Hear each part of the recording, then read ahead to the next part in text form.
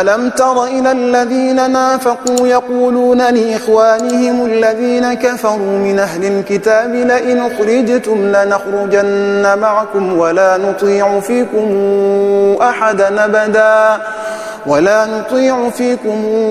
أحدا أبدا وإن قوتلتم لننصرنكم والله يشهد إنهم لكاذبون لئن أخرجوا لا يخرجون معهم ولئن قوتلوا لا ينصرونهم ولئن نصروهم ليولن الأدبار ثم لا ينصرون لأنتم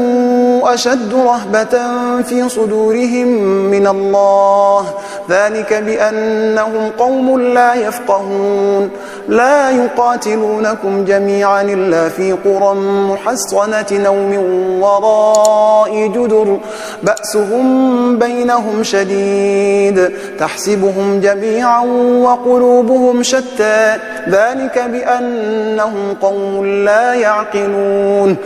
كمثل الذين من قبلهم قريبا ذاقوا وبال أمرهم ولهم عذاب أليم كمثل الشيطان إذ قال للإنسان اكفر فلما كفر قال إني بريء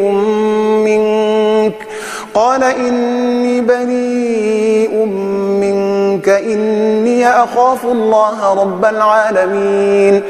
فكان عاقبتهما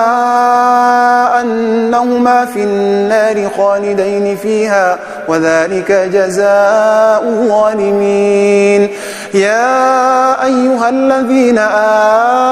آمنوا اتقوا الله ولتنظر نفس ما قدمت لغد واتقوا الله إن الله خبير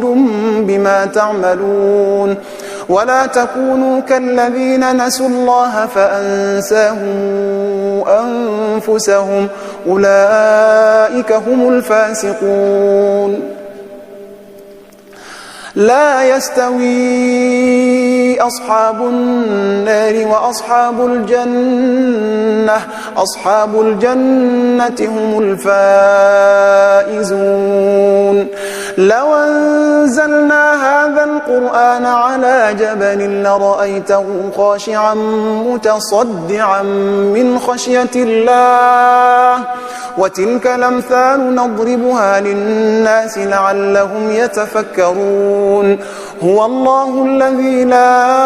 إله إلا هو عالم الغيب والشهادة هو الرحمن الرحيم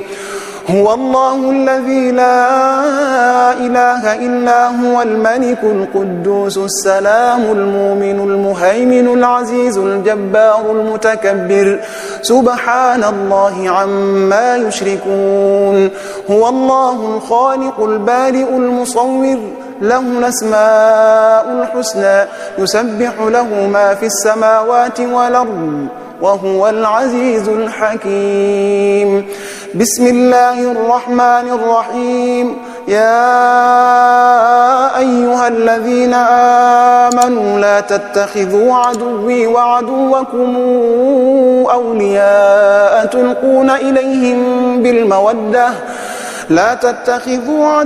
وعدوكم أولياء تلقون إليهم بالمودة وقد كفروا بما جاءكم من الحق يخرجون الرسول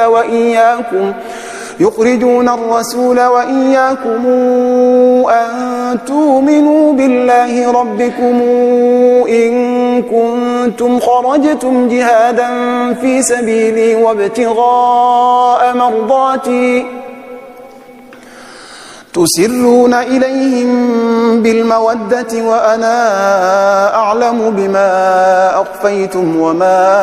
أعلنتم ومن يفعله منكم فقد ضل سواء السبيل إن يثقفوكم يكونوا لكم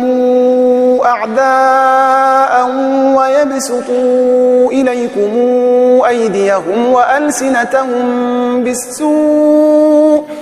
وودوا لو تكفرون لن تنفعكم أرحامكم ولا أولادكم يوم القيامة يفصل بينكم والله بما تعملون بصير قد كانت لكم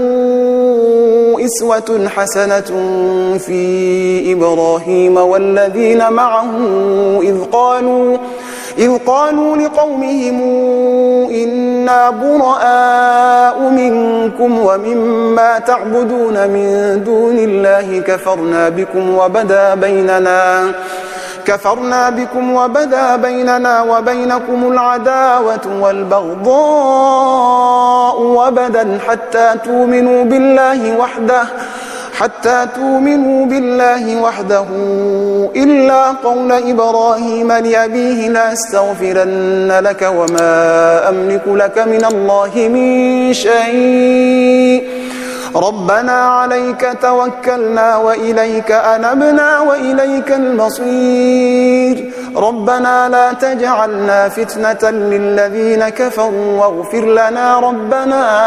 إنك أنت العزيز الحكيم لقد كان لكم فيهم إسوة حسنة لمن كان يرجو الله واليوم الآخر ومن